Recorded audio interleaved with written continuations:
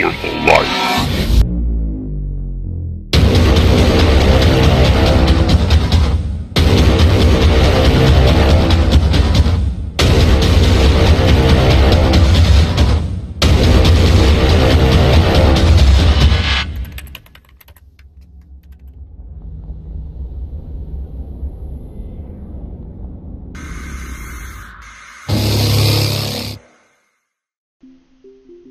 Greetings, fellow Capsuleers! Welcome to Episode 2 of Wormhole Life, Refueling the POS. Today we'll be talking about the fuel needs of a large player-owned station, purchasing and hauling the fuel. We will cut through the gate-to-gate travel. We'll use an alt to verify the chain isn't being camped from inside. Then we'll get the fuel to the POS.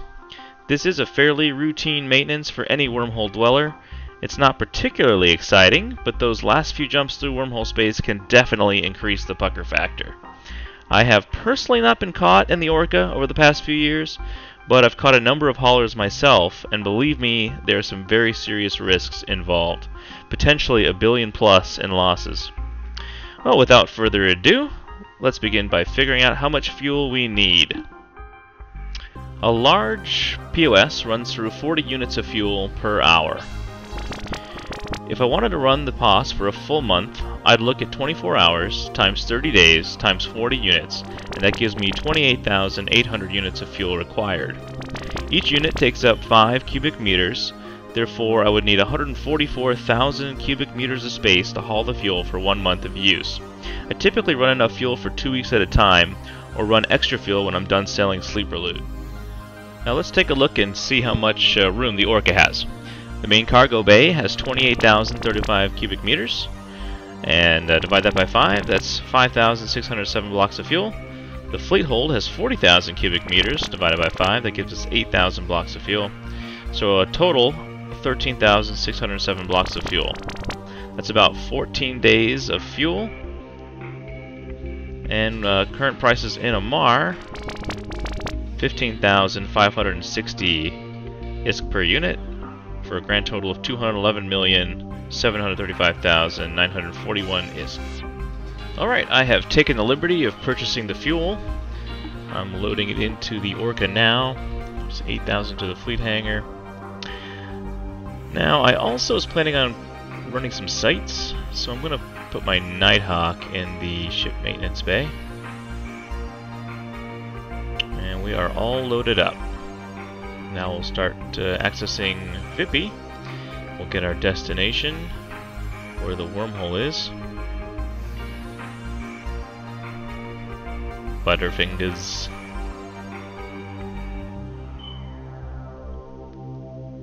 Alright, I'm going to go to scanning, free chain, and there it is, Jitate. I'm going to right click, set destination, and 11 jumps away. Very nice. Find some nice traveling music, and off we go.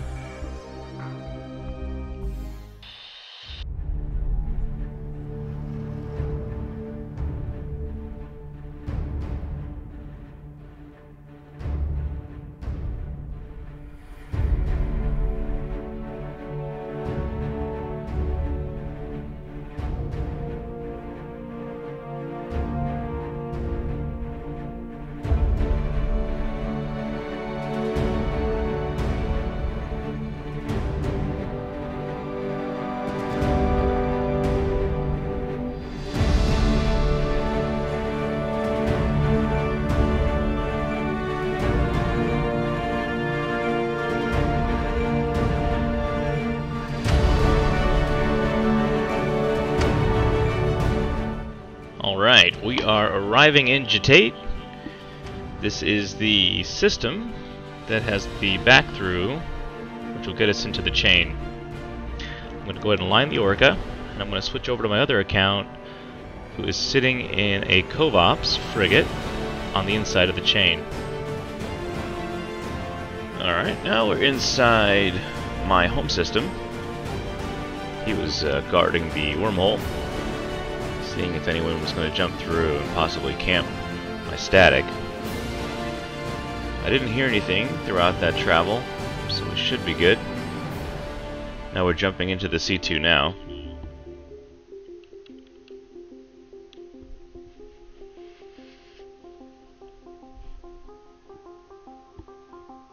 Oh, Sister's Core scanner probes. So somebody's in here scanning. Let's go see if there's anybody on the actual high sec. Hopefully if he's scanning, that means he is... Oh, he's not scanning anymore. Okay. Likely it's just a scanning ship, somebody scanning down the chain. But any kind of presence definitely increases the risk factor exponentially. Alright, the high sec seems to be clear. That doesn't mean there couldn't be someone there cloaked, but at least no one is actively camping the hull. Normally, I might wait, especially after just seeing the probes, but I'm feeling like taking some risks, having a little fun, so we'll give it a go. Now, one of my concerns is that if he camps me on my static, it would be a lot worse for me. The high sec isn't so bad, I can always crash the wormhole and get back into high sec where I'd be safe. However, if he allows me to warp to whichever hole I'm going to, which would be my static, and he camps me on the other side, well, if I tried to crash the hole again, I would end up right here on this side, and he could just bubble up again and I'd get stuck. Alright, so now we're back in the Orca. We're going to jump through as quickly as we can. I have my alt sitting on the static, listening. If I hear any wormhole fire, I'll go ahead and cancel this this run, and we will see what happens now.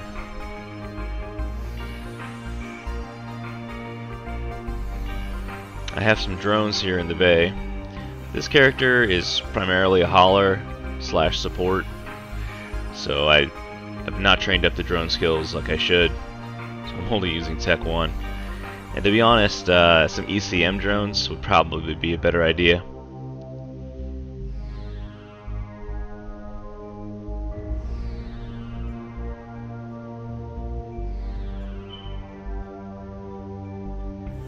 Alright, here we go.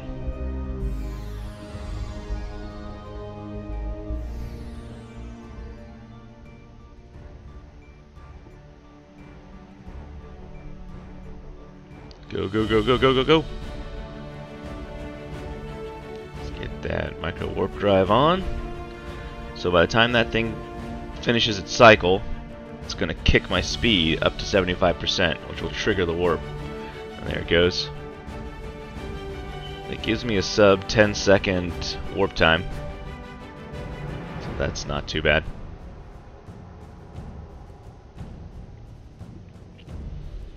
Okay, still have not heard any wormhole fire.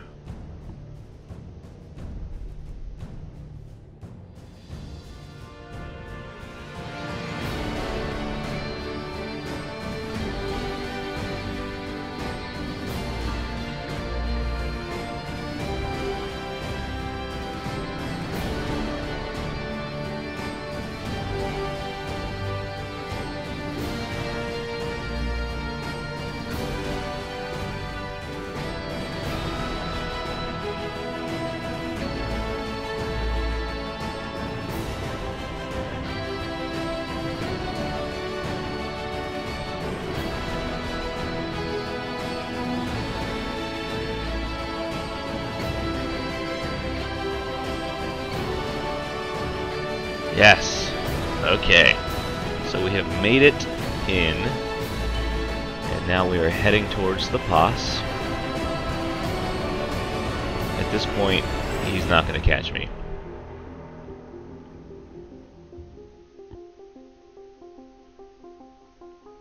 A Galente frigate wreck. Where did that come from? Possibly an explorer.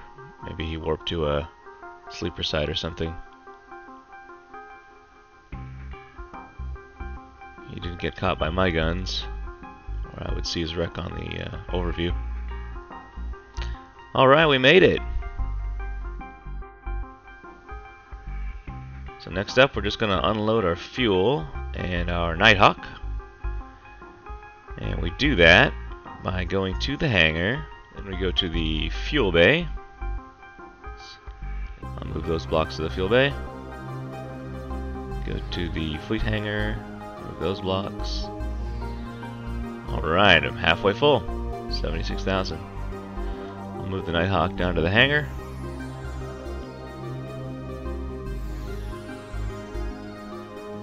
Make sure that the ship is pretty much empty. I've got some links here. Those are for sites later. Okay, everything looks good. So the next step is going to be to bring my other alt into the hull so that I can triple box, which is what I prefer to do for the C4 sites. We're also going to have to collapse the other wormholes, which is called rolling the holes, and then we can actually get down to the dirty business of running the sites. Well folks, thanks for watching. I'll catch you next time. Fly safe.